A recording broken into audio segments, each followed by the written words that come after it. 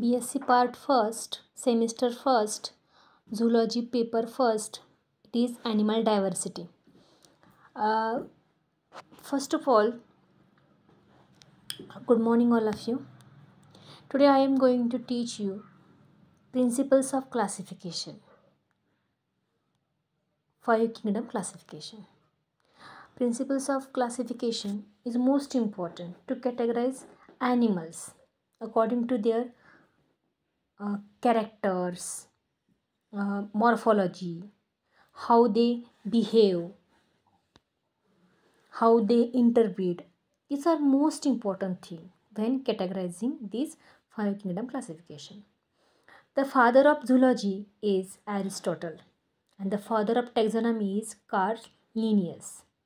Classification is the system of arranging animals into different units or groups as per their resemblance and differences in character. The unit of classification are called taxa. म्हणजे animal हे सगळे animal हे त्यांचं structure कसं आहे, ते दिसतात कसे, त्यांची मॉर्फॉलॉजी कशी आहे, ॲनाटॉमी कशी आहे, त्या ॲनिमल्समध्ये डिफरन्सेस काय आहेत, either it is multicellular or unicellular,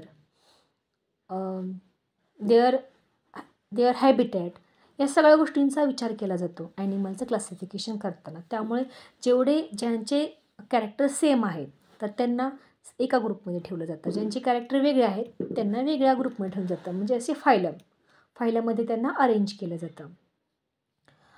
त्याच्यानंतर बघा, the various units that are used in classification of animals are species, genus, family, order, class आणि फायलम अँड किंगडम.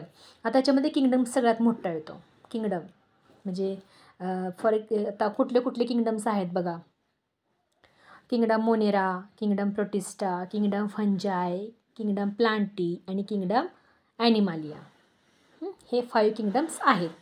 तर ह्याच्यामध्ये किंगडम सगळ्यात मोठा, किंगडम नंतर फायलम, त्याच्याखाली क्लास, त्याच्याखाली ऑर्डर, फॅमिली, जिनस आणि स्पेसीज, या सगळ्या गोष्टींचा विचार केला जातो.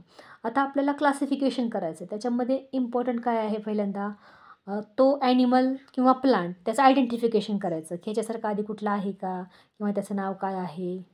त्याच्यानंतर त्याला नाव द्यायचं, नॉमेनक्लेचर, आणि त्याला नाव दिल्यानंतर त्याचं क्लासिफिकेशन करायचं, म्हणजे फायलमनुसार ते वेगवेगळ्या फायलममध्ये ठेवून ते ग्रुपमध्ये अरेंज करायचे. ओके, तर ह्यासाठी 3 स्टेप महत्त्वाचे आहेत, आयडेंटिफिकेशन, नॉमेनक्लेचर आणि नंतर लास्ट क्लासिफिकेशन. त्याच्यामध्ये टेक्झॉनॉमी ही सगळ्यात महत्त्वाची. टेक्झॉनॉमी म्हणजे काय, classification of living organisms has developed into a branch of biology called taxonomy. म्हणजे टेक्झॉनॉमी ह्या ब्रांचमध्ये ॲनिमलचं किंवा प्लांटचं क्लासिफिकेशन केलं जातं. आता टेक्झॉनॉमी म्हणजे काय बघा, taxonomy is the science of classification and systematics is the medium through which is expressed scientific classification is based on certain principles. आता कुठल्या गोष्टीवरती ही टेक्झॉनॉमी डिपेंड आहे. आपण ॲनिमल सेपरेट करतो, use of reproductive character, then use of binomial nomenclature, then third, plants and animals are to be arranged in order of evolution, म्हणजे त्यांचं evolution कसं झालं, सुरुवातीला कुठले ॲनिमल्स आले युनिसेल्युलर, त्याचं रूपांतर मल्टीसेल्युलरमध्ये कसं झालं. पण ह्या सगळ्या गोष्टी घडायला खूप वर्ष जावी लागली, त्यानंतर हे घडलं, म्हणजे प्लांट्स अँड ॲनिमल्समध्ये. त्यानंतर फोर्थ आहे, species is a smallest unit and genus is a next largest unit. आता आपण पहिलं त्याच्यामध्ये दिलेलं आहे बघा, use of reproductive character. Reproductive character म्हणजे काय बघा, reproductive character are more stable than vegetative character in plant classification. In classification of non-flowering plants, sexual reproduction method is given more important. In flowering plants, the floral character are mainly used for classification. म्हणजे जे flowering plants आहेत, म्हणजे बघा काही प्लांट्सला फुलं येतात, काही येत नाही. आता त्याच्यामध्ये प्लांटसुद्धा बघा डिवाईड केलेले आहेत. त्याच्यामध्ये थॅलोफायटा एकदम सिम्पल, त्याच्यानंतर ब्रायोफायटा त्याच्यापेक्षा जरा कॉम्प्लेक्स, त्यानंतर जिम्नोस्पर्म त्याच्यापेक्षा जरा म्हणजे असे वुडी प्लांट, त्याच्यानंतर अँजिओस्पर्म की जे त्याला फ्लावर पण येतात आणि फ्रूट पण येतात, असे अँजिओस्पर्म.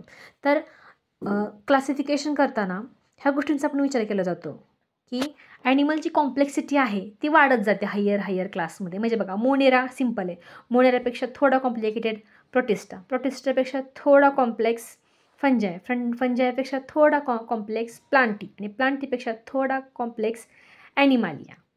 ओके, तर या गोष्टींचा विचार केला जातो त्याचे कॅरेक्टरायझेशन करताना.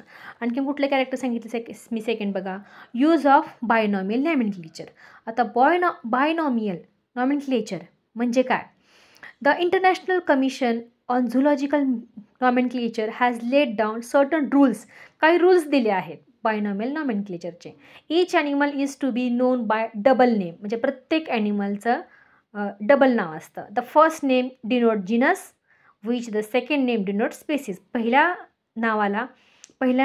नावासाठी जिनस हे क्लेरिफाय केलेलं आहे आणि दुसऱ्या नावासाठी स्पेसिस. ओके, सेकंड रूल काय दिलं आहे बघा, if an animal is given more than one name by different scientist, the name given first is to be considered as correct. म्हणजे वेगवेगळ्या सायंटिस्टनी जर वेगवेगळी नावं दिली, ॲनिमल्स असेल किंवा प्लांट्स असेल, पण ज्यांनी पहिलं नाव दिलं आहे तेच कन्सिडर केलं जाईल. आणि ते नाव हे it should be in a Latin or Greek language. ते कशामध्ये पाहिजे? लॅटिन किंवा ग्रीक लँग्वेजमध्ये हवं. No two genera are two species in animal kingdom may bear a same name. म्हणजे कुठल्याही स्पेसीजला सेम नाव नसतं. The names must be printed in italic, आणि नाव हे इटॅलिक लँग्वेजमध्ये असलं पाहिजे. The generic name should be a single word beginning with a capital letter, आणि हे जे जेनेरिक नाम आहे त्याचं पहिलं अक्षर हे नेहमी कॅपिटल असावं. हे सगळे त्याचे बायनॉमियल नॉमेनक्लेचरचे रूल्स आहेत. त्यानंतर importance of binomial nomenclature. Importance काय आहेत, म्हणजे महत्त्व काय आहे, का द्यायची ही नावं बायनॉमियल, दोन नावं का द्यायची? ओके, पहिलं आपण कशावरून दिलं होतं ना बायनॉमियल नॉमेनक्लेचर? ते पहिलं जिनस ऑर जेनेरिक नेम, आणि दुसरं स्पेसीज ऑर स्पेसिफिक नेम. म्हणजे जिनस आणि स्पेसीजवरून त्याला दोन नाव आहे, म्हणजे ह्या दोन गोष्टी आहेत, जिनस आणि स्पेसीज वेगवेगळ्या, म्हणून त्याला बाय म्हणजे दोन, binomial nomenclature. Importance of binomial nomenclature. Every animal is given a definite name. आणि ह्या बायनॉमियल नॉमेनक्लेचरमध्ये काय होतं, प्रत्येक ॲनिमलला किंवा प्लांटला स्पेसिफिक एक नाव दिलेलं असतं. The name are international and are of universal application for all the countries and language, hence there is a no chance of confusion. आणि एकाच इटॅलिक लँग्वेजमध्ये नाव दिल्यामुळं काय होतं, पूर्ण कंट्रीमध्ये ते स्पेसीस प्लांटचे असेल किंवा ॲनिमलचे असेल तर ती ओळखली जाते, म्हणजे काही अंडरस्टँडिंगला काही प्रॉब्लेम येत नाही. Names are comprehensive and can be easily studied, आणि नाव इझिली स्टडी केली जाऊ शकतात. Species is the smallest unit and genus is the next largest unit of classification. आणि हे जे सेंटेन्स आहे बघा, स्पेसीस इज द स्मॉलेस्ट, तुम्हाला एक्झाममध्ये विचारलं, species is the smallest unit, लक्षात ठेवा, आणि genus is the next largest unit of classification. Okay, आता आपण मोनेरा बघितलं, तर मोनेरामध्ये काय असतं, मोनेराचे सिंपल कॅरेक्टर्स आहेत. मोनेरा कसं आहे, प्रोकॅरियोटिक आहे, युनिसेल्युलर म्हणजे सिंगल सेल असते, आणि हे कसे आहेत, फोटोसिंथेटिक, केमोसिंथेटिक आणि डिकॉम्पोजर. हे फोटोसिंथेटिक म्हणजे काय, स्वतःचं अन्न स्वतः बनवतात काही, आणि काही केमोसिंथेटिक आहेत, आणि काही कसे आहेत, डिकॉम्पोजर्स म्हणजे की जे म्हणजे ॲनिमल डेड झाले तर त्याच्यापासून ते डिकॉम्पोज म्हणजे ते कुजवण्याचं काम करतात, आणि त्याच्यानंतर सॉईलमध्ये रूपांतर करायचं काम मोनेरा किंगडममधील ॲनिमल्स करतात. एक्झाम्पल बघा, याच्यामध्ये कोण येतं, आर्चिबॅक्टेरिया, युबॅक्टेरिया, ॲक्टिनोमाइट्स, सियानोबॅक्टेरिया आणि ब्लूगिल अल्गी. ओके, नेक्स्ट लेक्चरमध्ये आपण प्रोटिस्टा बघूया. प्रोटिस्टा, फंजाय आणि प्लांटी आणि ॲनिमल याचे कॅरेक्टर्स बघूया. थँक्यू.